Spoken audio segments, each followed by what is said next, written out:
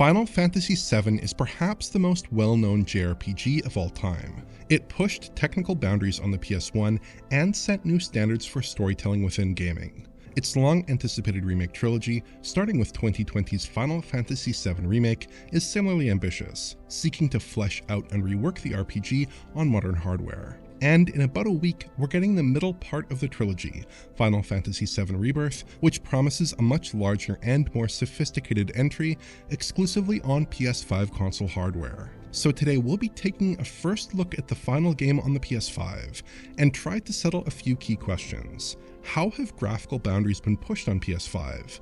Have the demo's image quality issues been resolved? And can the game hold a stable framerate, even with its open world scope?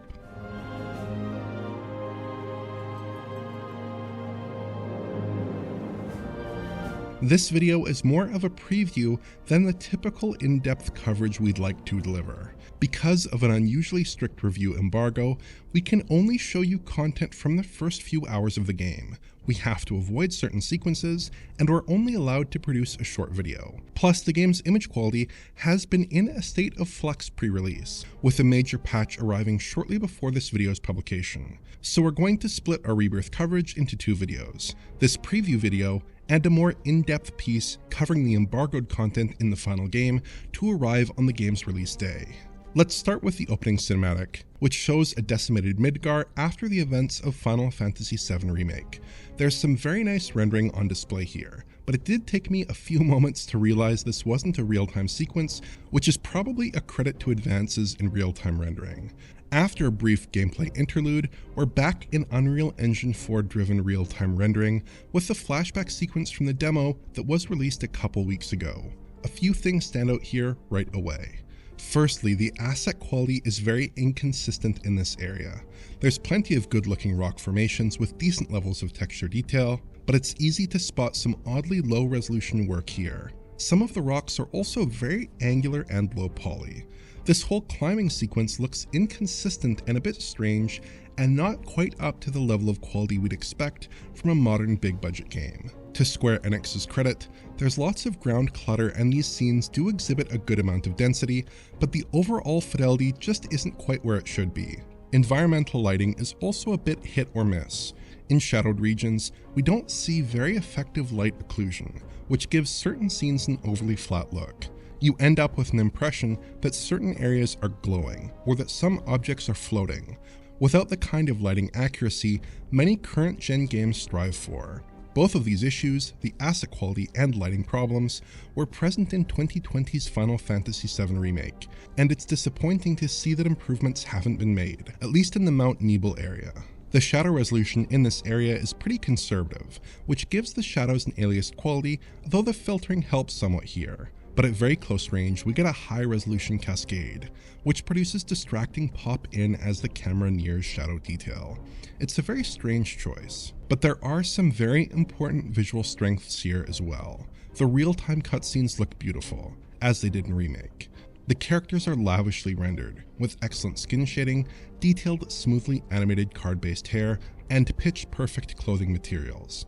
These scenes are always lit very evocatively and feature creamy bokeh depth of field. The cinematic direction here is just on another level from what we see in most other games too, and resembles the heights of Square's CGI work in other titles. Battle sequences are impressive as well. Fights are a confluence of acrobatics and particle effects, punctuated by show-stopping special abilities and breathtaking synergy attacks. The combat mechanics are fairly basic, but provide just enough tactical depth to justify the pyrotechnics on display. After the Mount Nebel flashback, which comprises Chapter 1, we're on to the open world abundance of Chapter 2. The city area here, Calm, actually looks quite impressive relative to the environmental work we've seen thus far. Assets are generally acceptably high-res, without the texture inconsistencies we observed before. There are still some slightly questionable textures in the mix sometimes, but the overall asset quality is reasonably high, and scenes are dense with detail and pedestrians. Lighting quality sees a bump too, with finer grades of pre-calculated shade in shadowed regions. Again, it's nothing revelatory, and I did manage to spot a bit of light leak here and there, but the city is quite nicely lit overall. On the whole, it's a huge upgrade from Nibelheim, which looked almost generationally worse. And then when we step out into the open world for the first time, which is introduced with an absolutely stunning real-time cutscene with striking shots of the principal cast and pans of the coastal landscape, the game starts to look much more impressive. The level of environmental density is clearly a step beyond most last generation efforts, with abundant, lush greenery and impressive geometric detail. Those errant textures that gave off a poor first impression are mostly absent here, and the landscape looks consistently good. The lighting still isn't perfect. Note for instance how the low-lying grass and weeds don't seem to occlude sunlight at all, giving them an overly flat look. Shadow resolution is also pretty middling in general, with a higher res shadow cascade at very close distance. But the prior environmental woes we saw before aren't nearly as much of a problem through Chapter 2, and the game generally looks very nice. Based on its first 2 chapters, Final Fantasy VII Rebirth is a good-looking game, albeit one with certain characteristic visual flaws that do emerge in some scenarios. It's definitely a step beyond its predecessor, but it isn't making a lot of use of current-gen exclusive rendering tech. Rebirth ships with 2 visual modes, a performance mode which targets 60 FPS and a graphics mode which targets 30. In terms of basic settings, these 2 modes are essentially identical, with little to separate them beyond resolution metrics. But there's something curious going on with the performance mode, which has just changed in the last day. People who have played the demo might be familiar with the problem here. The performance mode in the demo code looked overly blurry to many players, which actually remained an issue with the initial code that we were provided. It looked very soft, certainly softer than the resolution, which often hovered around 1152p or so would suggest. As of the February 21st patch, this issue has been addressed, though with mixed results. The game's bicubic or bilinear upscale to 4K has been replaced with something that looks reminiscent of a nearest neighbor technique. You get extra image sharpness, but you also get visible pixelation all across the image. So image quality comparisons between the 2 modes are a little more interesting than usual. The graphics mode has extra image detail and none of the distracting pixelation present in the performance mode. The graphics mode can look 4K-like on some details, while at other times it looks more like 1440p, though the actual internal resolution is usually at or near 4K. Perhaps this is a sign of lower resolution post-processing getting in the way a bit, which would help explain why the performance mode was so blurry before.